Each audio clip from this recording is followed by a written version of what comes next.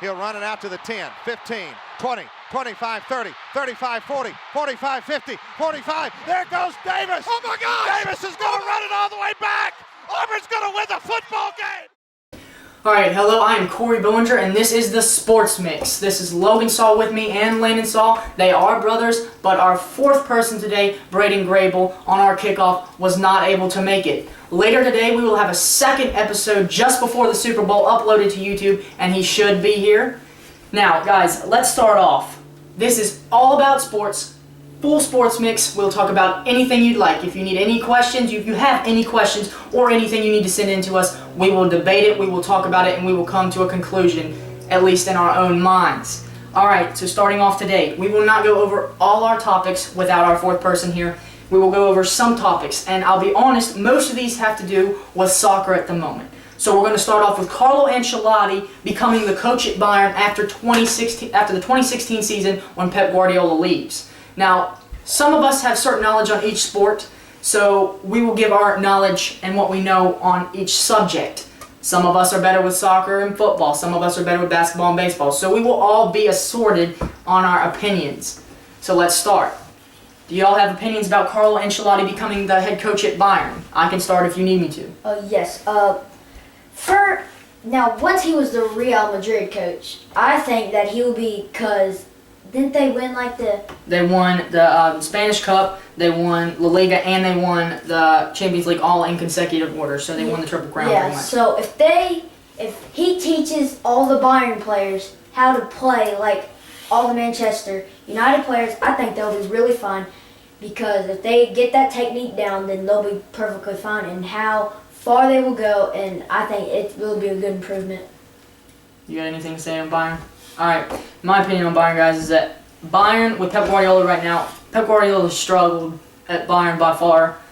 You know, since Jupp Heynckes left, the team has not been as good. Well, I mean, they brought in great acquisitions, like Lewandowski, Arturo Vidal, some players like that. But what we need to do, and personally being a Bayern fan myself, I think Ancelotti coming in will bring us more comfort and more stability than it does having Guardiola there, which we know he's leaving for Man City. But yeah, I think Ancelotti's a good addition for Bayern, but I do think that it's going to take a lot for us to win all three in his first couple years. It will be at least 2 or 3 years before Bayern even competes for all three of the DFB Cup, the Bundesliga, and the Champions League. But that's just my opinion.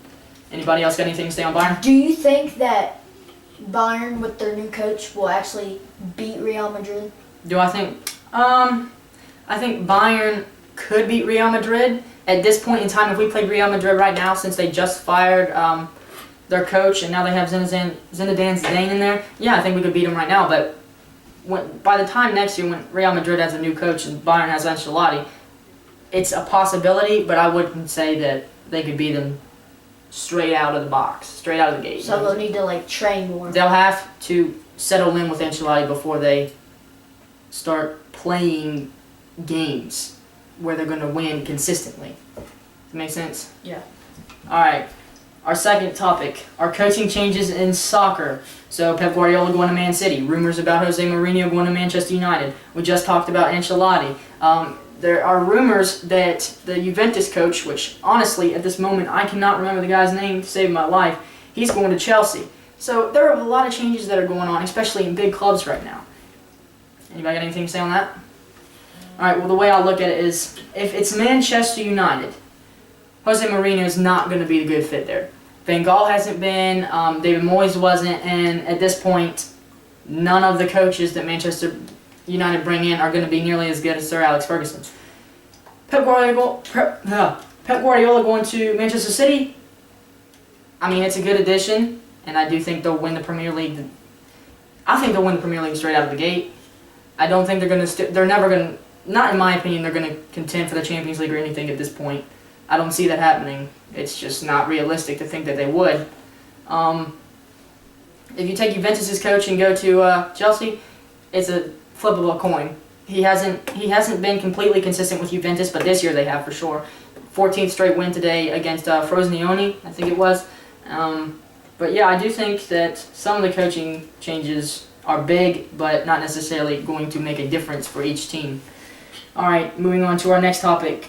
This is the NFL football. Calvin Johnson to retire. Is that going to happen? Anybody have an opinion on that? I think he's too young to retire. He's too good, and if he keeps playing the way he's been going, then if they try next year, I bet they'll probably get to the Super Bowl, because I think that Panthers just got lucky because I'm guessing they worked hard, and all the teams, like, they just tried, but I think the Panthers deserve to win. But Calvin Johnson and the Detroit Lions, I think they'll make it next year. To the Super Bowl? Yeah. I think that he's too young for it because he's one of the best players in the NFL, and like Sure. if he just like gives that all up, then somebody else, then he won't yeah, that's it. All right, well, my opinion on Calvin Johnson, guys, is that he said in the media that he might retire. He gave a little hint at it. My personal opinion, I think he'll retire just because he wants to live life and his team has not gotten anywhere, not even to the playoffs in the past couple of years. So I do think that he will retire, and if he doesn't retire, I think he won't be with Detroit next year. He'll probably be with some other team. Teams that need receivers Yeah. at this point I think and he'll have some probably cap room. I think he'll probably be like in the Patriots or something. The Patriots, that's actually a possibility, but the Patriots usually go for receivers that nobody really knows about anymore. Like Amendola came out of nowhere. You got Edelman, who just grew up there, which he came from Kent State. He wasn't even supposed to be a receiver. You got players like LaFell. It's just, I don't think that the Patriots would be a good fit for him, but I don't think that he'll go to a team that's Super Bowl worthy at the moment. I really think that he would probably go to the Minnesota. If you just The think- Vikings? Yeah, I just think he would be a good fit for the Vikings. He would help them out a lot, and they're really low in receivers. Like their receivers aren't really they're all right, but they're not as good as like the receivers like the Giants and Denver Broncos and Green Bay Packers. I mean, that would help them a lot. They don't because- have the quality Yeah. in comparison to some of Like, these teams because that have been Calvin in the playoffs. Johnson, he got some really good hands. He's really good with team. Does really good with teamwork, and he's really good in person, not even playing football. It's good. It's true. But all right. Anybody got anything else to say on Calvin Johnson? All right. So we're gonna move on to Cristiano Ronaldo possibly moving to the MLS, saying that the MLS is a great place to move, and he would like to come to America. We already know he's leaving Real Madrid at the end of the season. He's already announced that. The question is he going to come to the MLS? Is he going to go back to Manchester United? Or even some talk about Arsenal? Anybody have an opinion on that? My opinion, I think he might to see what other sports are like. Like Football in America, yeah, basketball in like America? we have like different sports. Like in football, they call it soccer, but I've never seen football in like Germany or anything. But we have football in America, we have basketball, hockey. I mean, he can try any of that out. But in the MLS, there's different rules, different stadiums, and everything. Like, yeah. It's just completely different than it would be in Spain, for sure. Or anybody that grew up in Europe, for And that matter. different towns and like different people. Yeah. But he would have to understand like languages. Well, yeah, he would have to learn English, but I mean, any player who transitions to wanting to go to a certain country is willing to learn the language. I personally think that Ronaldo will not go to the MLS or come to the U.S. in general. I think he'll go back to Manchester United, and I think he'll wait until he's like 34, 35 years old before he comes to the MLS. I mean, at this point, you got Andrea Pirlo, you have Kaká, you have Frank Lampard, David Gerrard, all these guys that have come, but it's not spiking or sparking the MLS into anything when you're bringing players that are at the end of their careers. The MLS needs more younger players, and if you bring in Ronaldo at this point, Ronaldo is a good player. He's one of the best in the world, and he always will be. He's not as good as Messi, in my opinion. He's a little bit over high. People look at him as a better player than certain players. Neymar, Luis Suarez. In my opinion, those two players are better than Ronaldo. Maybe not with footwork, but their records show. Ronaldo will not come to the MLS this year. I think he will go to Manchester United, sign maybe a 2-3 year contract, and then come to the MLS as just a finish off his career and live the American dream, as most people would say. But what if he did want to play soccer? If he doesn't, I think, why would you not want to play soccer as a player that's one of the best in the world? I mean, you could just, I don't know, you could just try different sports. I mean, that's... I don't think he'll try a different sport. I think he would love to come and just enjoy watching them, but I don't think he'll try another one. Kind of, don't they have like basketball up in... They have basketball in Europe, Yeah, but they do not have American football. yeah, or hockey, or... Well, they do have hockey over in, You don't got... Do they play golf? yeah, golf's over there too. So I guess that wraps up a Ronaldo subject. Big news in the Premier League. The biggest news in years. And I think I'm going to take the lead in this, and I don't know if any of y'all have anything to say about it, but Leicester City leads the Premier League. It is insane. Last year, just come up from relegation. About midway through the season, dead last, 20th in the relegation zone. Yeah, they just got through. They were just horrible last year. They just got through. And right now, Ranieri has this team leading the Premier League comfortably. It was just like a big comeback, and just got struck out of nowhere. It's insane. It's honestly insane. And you know, another team that's up there is Tottenham. They were second yesterday. I'm pretty sure since Arsenal beat Bournemouth today that Arsenal has moved into third and Tottenham is second. That's the highest Tottenham has ever been this far through the season. But back to Leicester. Leicester City, if I had to make a prediction right now about whether they're going to win the league or they're going to lose the league and finish in a lower seed, no doubt in my mind they've got the Champions League wrapped up. Jamie Vardy is one of the best strikers in the world at this moment in time, and I do think his form will continue throughout the rest of the season, praying he doesn't get an injury. But if he keeps playing like he's been, like with his passing and with his shots, I don't think any goalkeeper can stop him. He broke Ruud van Nistelrooy's record for 13 goals consecutively.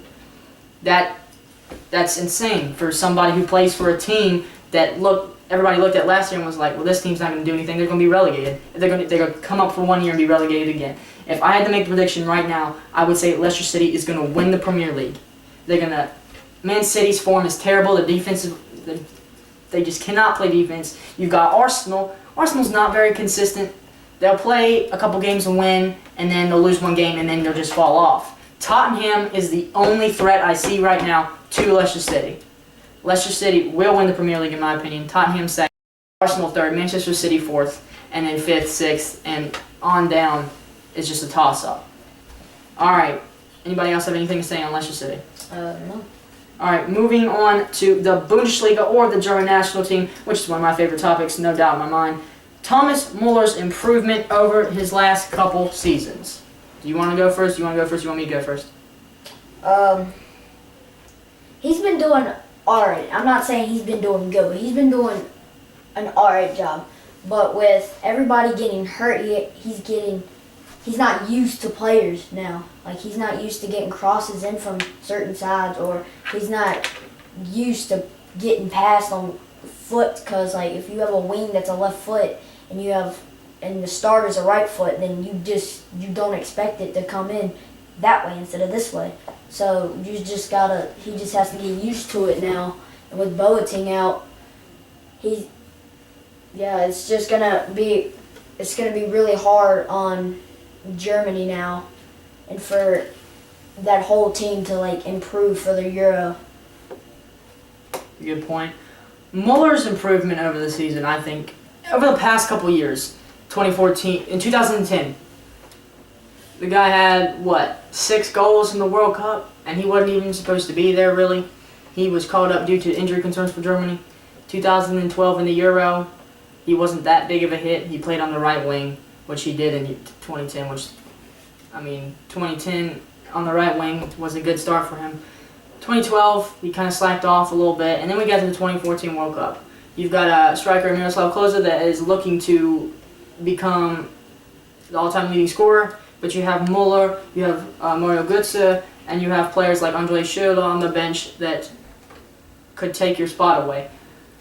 In my opinion, Muller has done an outstanding job in these past couple of years, becoming one of the world's best. That's just my opinion. He's a good leader to the team. He is a good leader, and he's a great player too. He's not a cocky player. He doesn't overlook other teams. He doesn't overlook other players. He battles for his spot as a player, a true player to the beautiful game. He's mental. Like, he knows, he's confident he'll win. He's just really confident and, yeah. He's confident in winning. And he does not He don't overthink give things. up. He's always playing. No matter what the Yeah. score is, he's always playing. Even if he's tired, even if he knows he's gonna lose, he just never gives up. 'Cause you don't know. People have gone down from like 4-0 lead and came back and beat someone 6-4. That's very true, guys. All right, moving on to the next topic, and I think all of us should probably have something to say on this, being as we do have certain favorite NCAA football teams. There have been a number of recent coaching hires, Virginia Tech, Georgia, Miami. There are several teams that have hired new coaches, starting with Georgia's Kirby Smart.